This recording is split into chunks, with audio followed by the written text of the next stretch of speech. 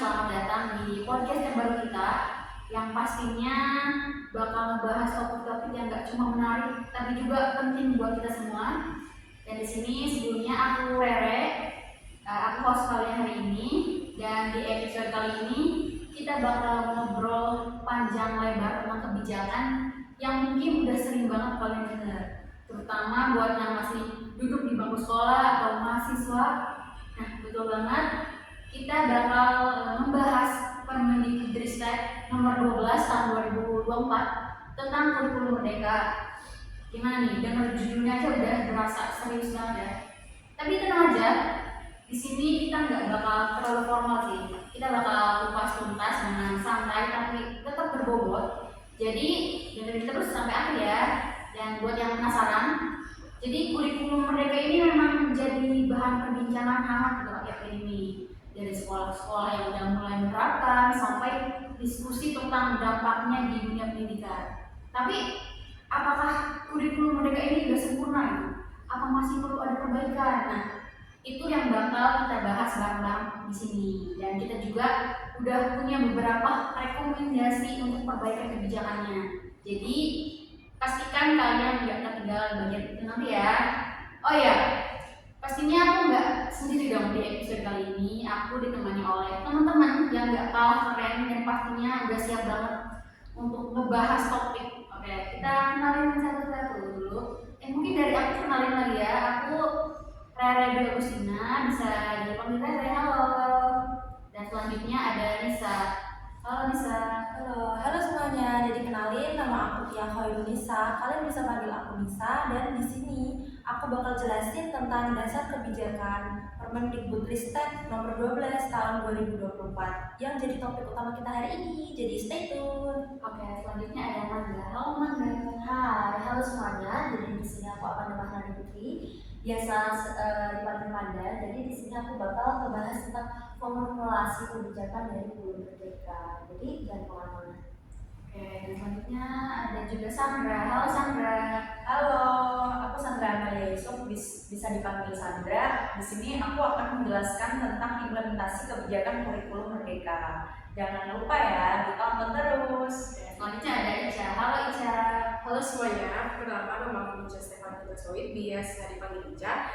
Di sini aku juga akan turut membahas tentang evaluasi kebijakan kurikulum merdeka. So stay tune terus. Dan yang terakhir ada Clarissa. Halo Clarissa. Halo semuanya, aku Tazmina Clarissa. Di sini aku akan membahas mengenai rekomendasi terkait memperbaiki kebijakan publik Permendikbudristek nomor 12 tahun 2024. Oke, langsung aja mungkin kita masuk ke pembahasan yang pertama. Dan untuk memulai diskusi ini kita harus tahu dulu dong apa itu Permendikbudristek nomor 12 tahun 2024 tentang kurikulum merdeka. Mungkin dari Nisa bisa dijelaskan nih ke teman-teman semua. Oke, jadi langsung aja ya kita masuk ke pembahasan utama kita.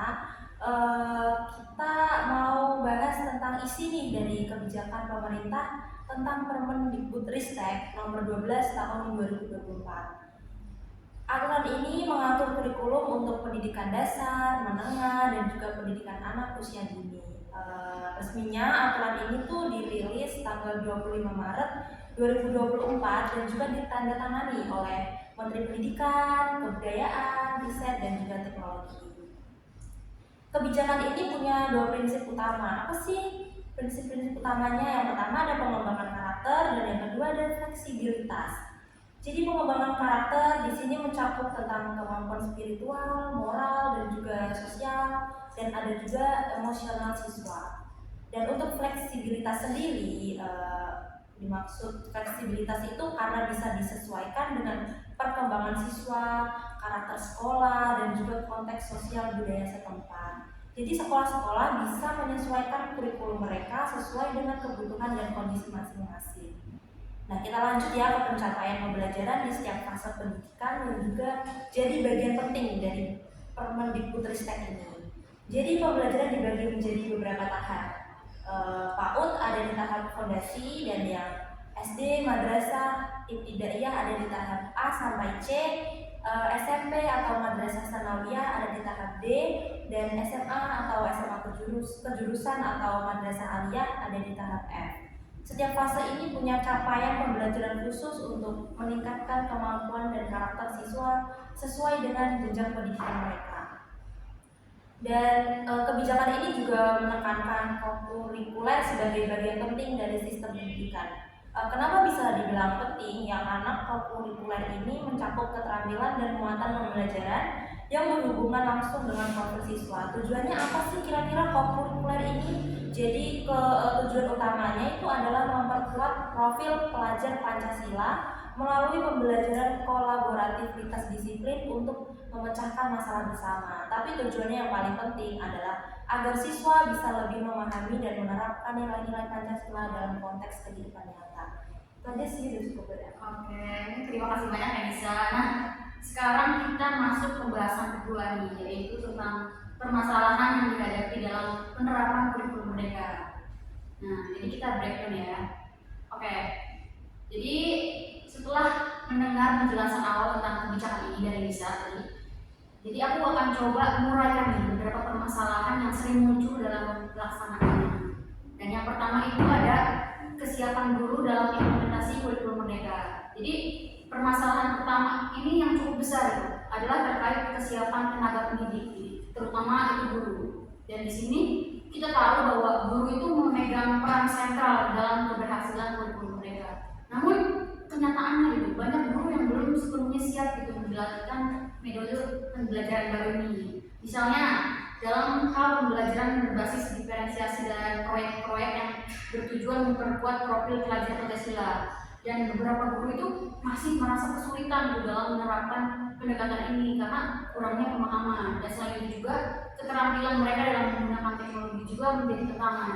Padahal kurikulum merdeka kan sangat mendorong penggunaan teknologi digital untuk membuat pembelajaran lebih interaktif dan menarik bagi siswa.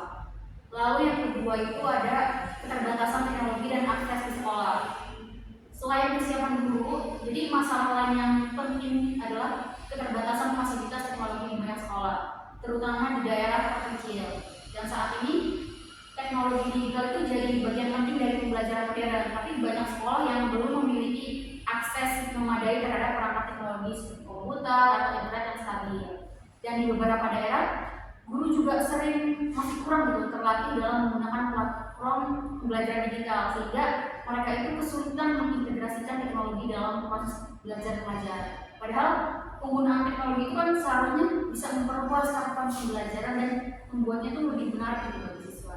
Nah, selanjutnya permasalahan selanjutnya itu ada kurangnya kolaborasi dengan pemangku kepentingan.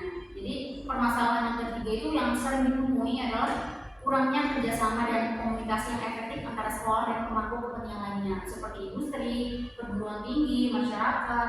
Dan kurikulum merdeka ini sebetulnya mengharapkan adanya kolaborasi yang baik gitu antara berbagai pihak agar pendidikan itu yang diterapkan sesuai dengan kebutuhan dunia kerja dan masyarakat.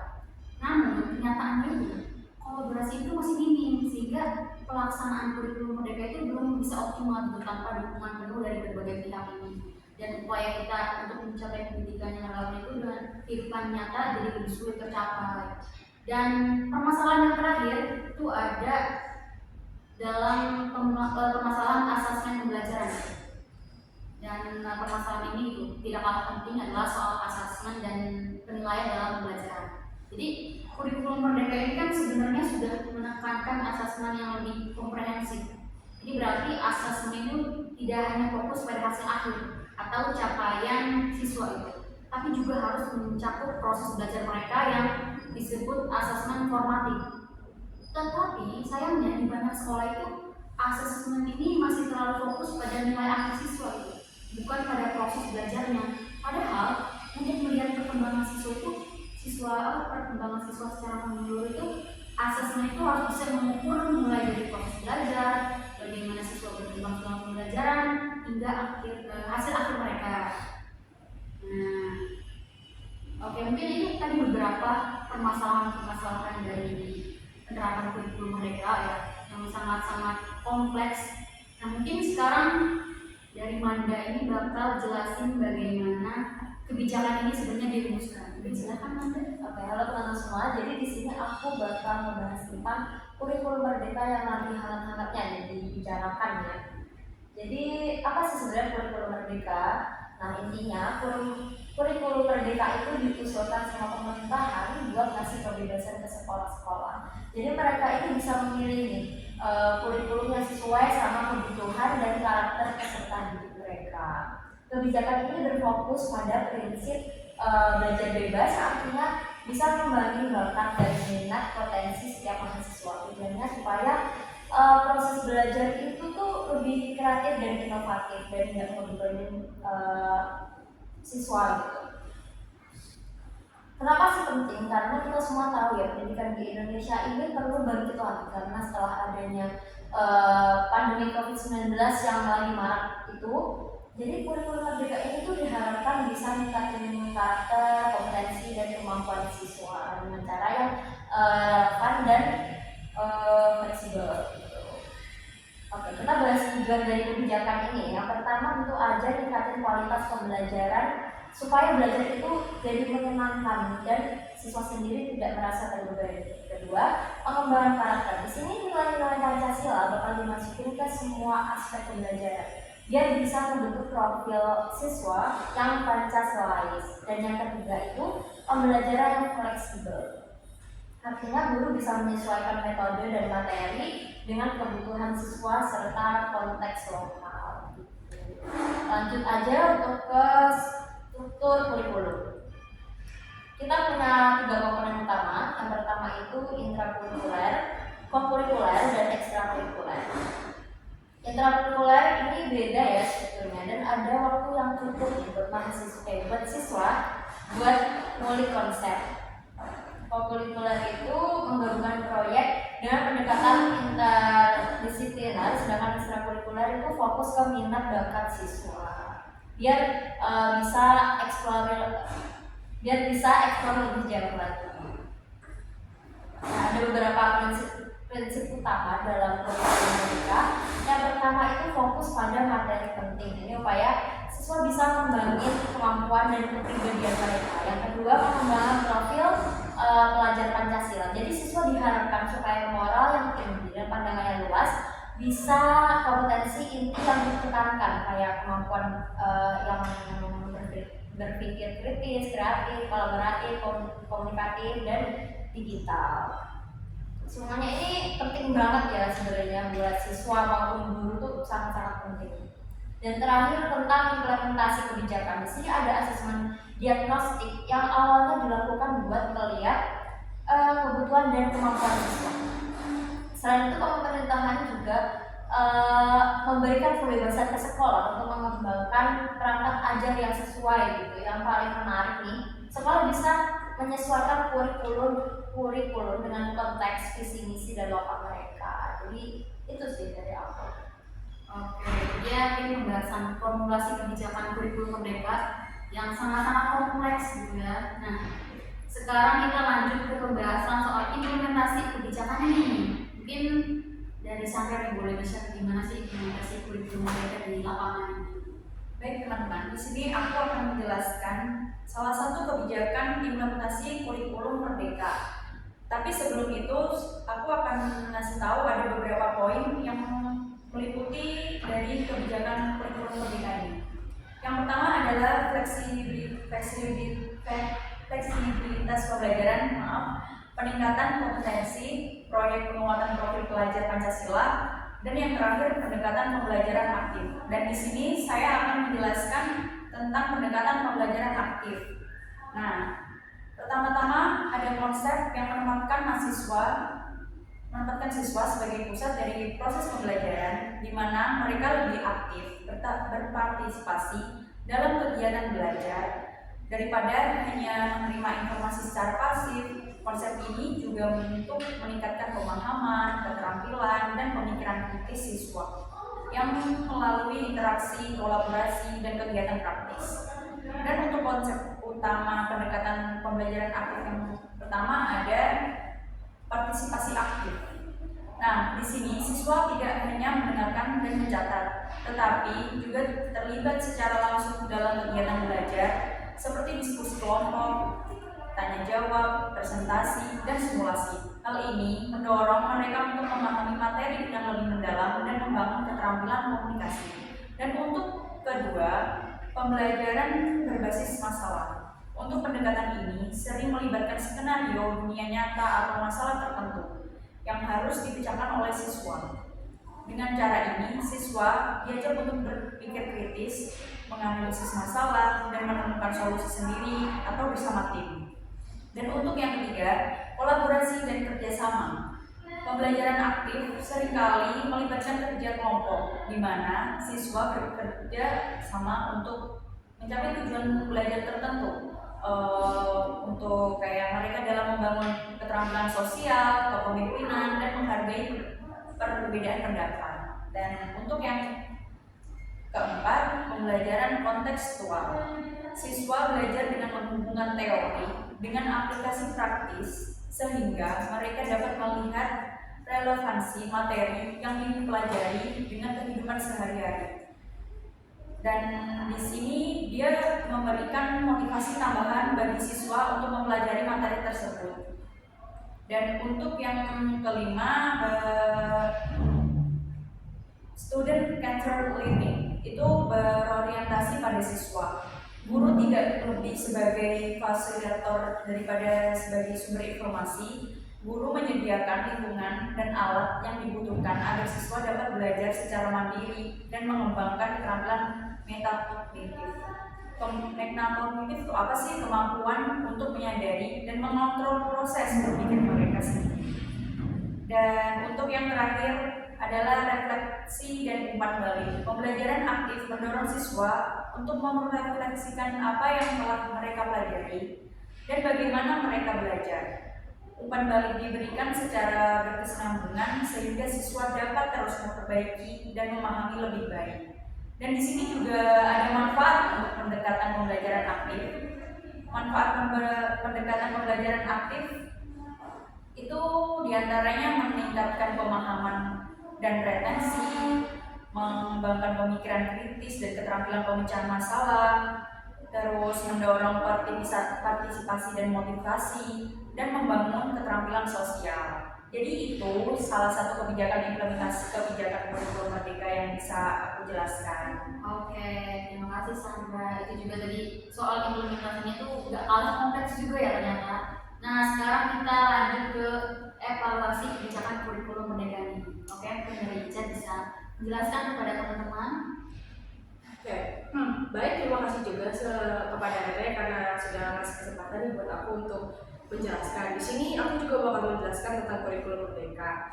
Nah, mungkin beberapa dari teman-teman juga sudah mendengar istilah yang seperti inilah kan.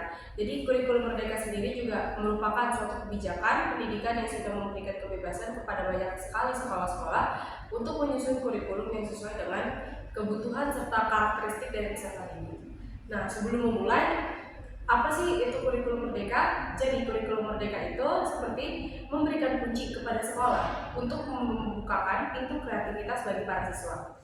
Sekolah juga bisa menyusun program belajar yang jauh lebih relevan dan juga menarik bagi para siswa. Ini juga penting banget nih, karena setiap anak juga itu memiliki ciri khas yang sangat unik lah. Jadi mereka punya cara belajar sendiri serta minat yang tentunya berbeda-beda. Lalu tidak lupa yang namanya pentingnya melakukan evaluasi. Nah sebelumnya teman-teman, pendidikan itu juga bukan hanya tentang belajar. Ada satu hal yang sangat penting, yaitu evaluasi. Evaluasi ini itu ibarat cermin yang merefleksikan apa yang sudah kita lakukan. Dengan adanya evaluasi juga, kita nih bisa jadi tahu gitu dan melihat apa saja program yang sudah dijalankan dan mana yang sesuai dengan rencana atau yang tidak. Lalu tujuan evaluasi sendiri itu juga yang pertama, mengetahui kelebihan dan kelemahan. Kita juga tahu apa yang berhasil dan apa yang perlu diperbaiki. Lalu yang kedua, itu ada mengukur pencapaian keberhasilan. Apakah program ini tersebut efektif? Kalaupun tidak, kita juga bisa memutuskan untuk mengubah atau menghentikannya. Dan yang terakhir itu ada kualitas pendidikan. Dengan adanya evaluasi yang baik juga, kita bisa terus nih meningkatkan kualitas peserta didik. Lalu apa saja peran sekolah dan orang tua? Nah, sekolah sendiri juga sebagai salah satu institusi pendidikan yang harus fokus pada peningkatan kualitas peserta didik. Namun sayangnya, kadang-kadang ada kesalahan pandangan nih dalam menentukan fokus. Misalnya, ada sekolah yang lebih mementingkan kepentingan institusi ketimbang kebutuhan siswanya. Namun di sisi lain juga, orang tua tuh juga berperan penting. Teman mereka juga seringkali ingin anak-anaknya sukses dengan cara akademis tanpa memperhatikan nilai-nilai yang baik nih yang harus ditanamkan. Jadi penting banget nih buat orang tua untuk menjadikan teladan serta menunjukkan sikap yang positif bagi kehidupan siswa sehari-hari. Lalu apa saja perubahan kurikulum sebagai keniscayaan? Perubahan kurikulum itu bukan sekadar pilihan, tapi juga keharusan. Karena kenapa? Kita juga harus menyesuaikan diri dengan perkembangan zaman serta kebutuhan para masyarakat. Ini juga bukan hanya tentang situasi saat ini saja, tetapi juga untuk tentang masa depan. Kita juga perlu mengantisipasi apa yang harus dibutuhkan sama generasi yang akan mendatang. Jadi kesimpulannya buat teman-teman semuanya, evaluasi itu bagian penting dari kurikulum pendidikan. Tanpa adanya evaluasi juga, kita tidak akan tahu nih kekuatan serta kelemahan dari kurikulum yang telah diterapkan oleh berbagai sekolah.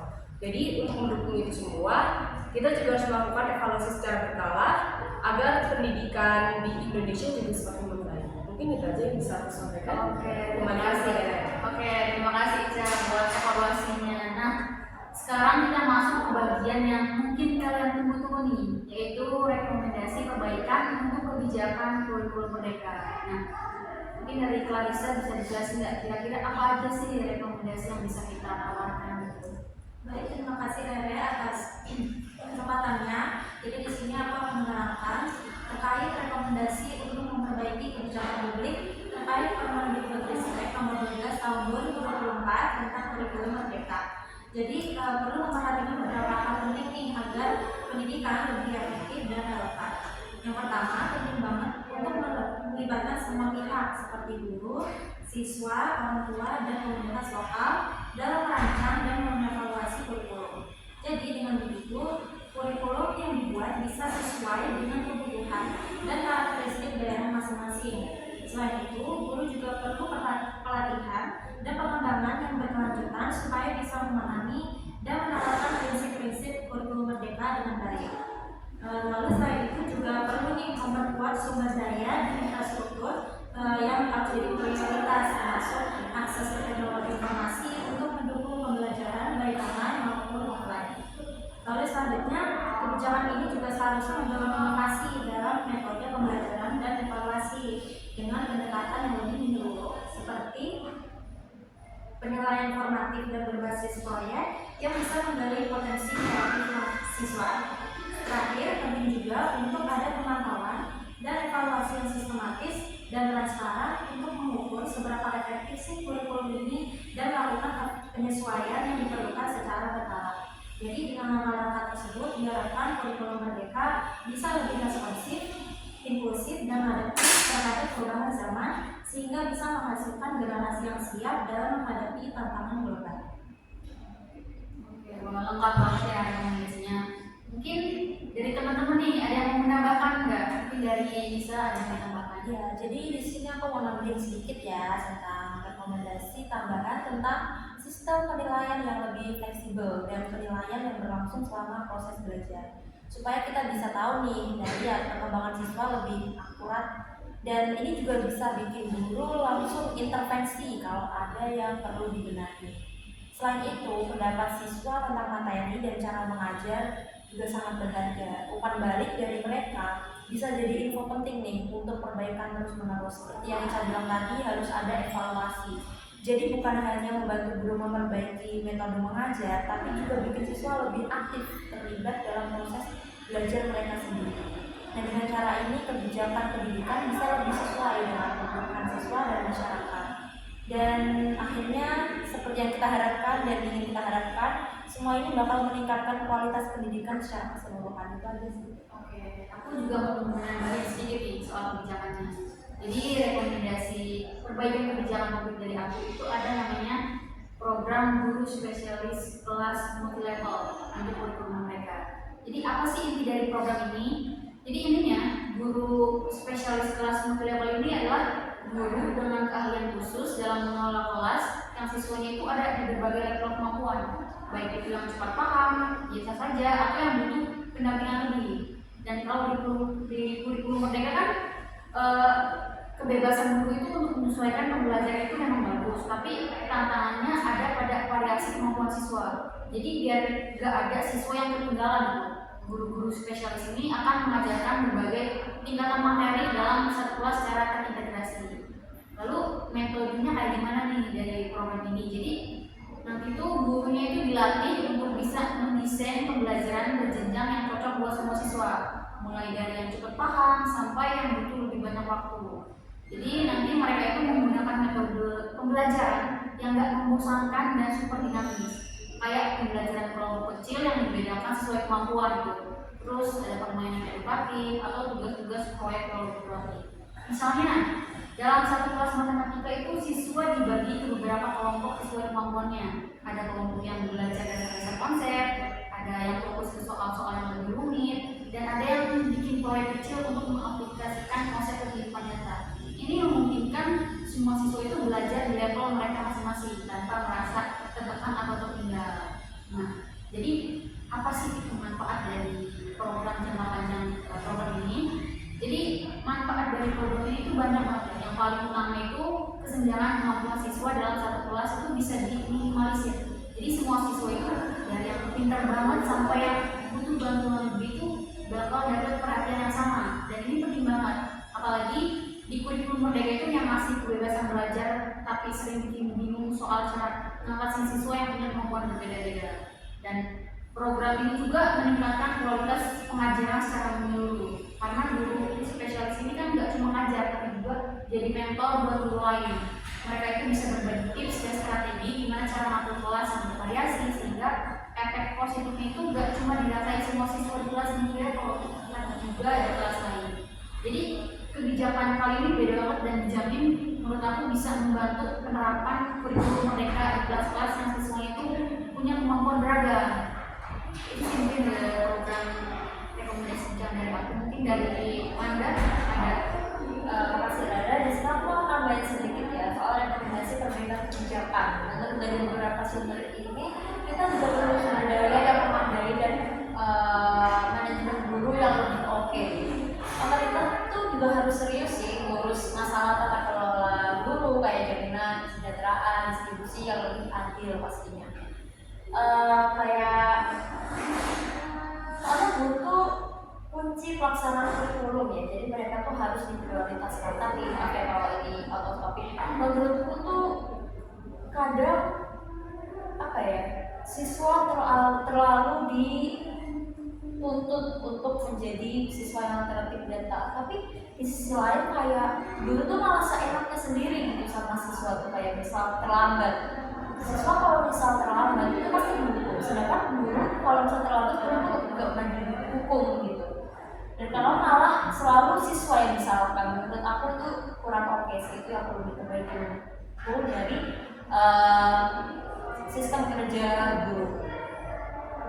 Nah, mulai lagi masalahnya kan sumber daya untuk kurikulum Merdeka ini kan kurang banget ya. Jadi supaya guru bisa lebih sejahtera dan terampil, perlu ada program-program yang menjamin kesejahteraan mereka dan juga pelatihan berkelanjutan pastinya. Ini penting banget ya supaya kemampuan mengajar mereka tuh lebih meningkat lagi. Dan jangan lupa infrastruktur pendidikan di Indonesia itu juga perlu ditingkatkan, terutama di daerah-daerah terpencil yang akses internetnya kurang stabil gitu kalau di daerah terpencil. Jadi perangkat teknologi yang memadai itu super penting banget ya. Ini bakal membantu guru dan siswa juga untuk mengakses materi pembelajaran yang lebih baik lagi. mungkin dari Sandra ada yang ditambahin juga. Baik, aku juga mau nambahin sedikit soal kebijakan pembelajaran aktif. Penerapan pendekatan pembelajaran aktif untuk menerapkan pendekatan ini, guru dapat menggunakan berbagai strategi dan metode seperti diskusi kelompok. Nah, diskusi kelompok itu membagi siswa ke dalam kelompok kecil untuk berdiskusi dan mengekspresikan topik tertentu.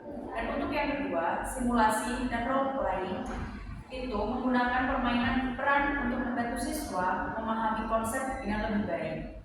Dan untuk yang ketiga, eksperimen praktis. Menggunakan laboratorium atau kegiatan praktik langsung atau menguji teori. Dan untuk yang keempat, pembelajaran berbasis proyek. Meminta siswa untuk menyelesaikan proyek yang relevan dengan materi yang dipelajari. Dan untuk yang terakhir, studi kasus membangunkan contoh yang berhubungan dengan materi untuk dianalisis dan dibahas oleh siswa. Secara keseluruhan, pendekatan pembelajaran aktif mendorong siswa untuk terlibat penuh dalam proses belajar, sehingga pembelajaran menjadi lebih bermakna, menarik, dan berorientasi pada pengembangan keterampilan yang relevan dengan kehidupan nyata. Itu saja sih yang saya dapat sampaikan. Oke, terima kasih banget nih teman-teman. Poin-poin kalian itu sangat-sangat penting dan membantu memperjelas gambaran besar yang kita diskusikan hari ini. Ini mudah-mudahan rekomendasi-rekomendasi ini bisa memberikan masukan bagi pihak-pihak terkait. Terasa banget nih, kita udah di akhir podcast nih teman-teman. Jadi tadi kita udah membahas mulai dari pemahaman dasar tentang Teknik, terus juga permasalahannya, implementasinya, evaluasinya, dan tentunya rekomendasi perbaikannya. Dan itulah kenapa nih kita hari ini berdiskusi, supaya kita semua ini bisa memberikan kontribusi untuk pendidikan yang lebih baik di masa depan. Dan terima kasih juga buat teman-teman yang udah dengerin sampai akhir, dan tentunya terima kasih juga buat teman-teman di sini, ada Nisa, ada Manda, Sandra, Ica, dan Clarissa yang udah ngasih insight berharga di diskusi kali ini. Sampai ketemu di episode berikutnya dan tetap semangat belajar. Bye.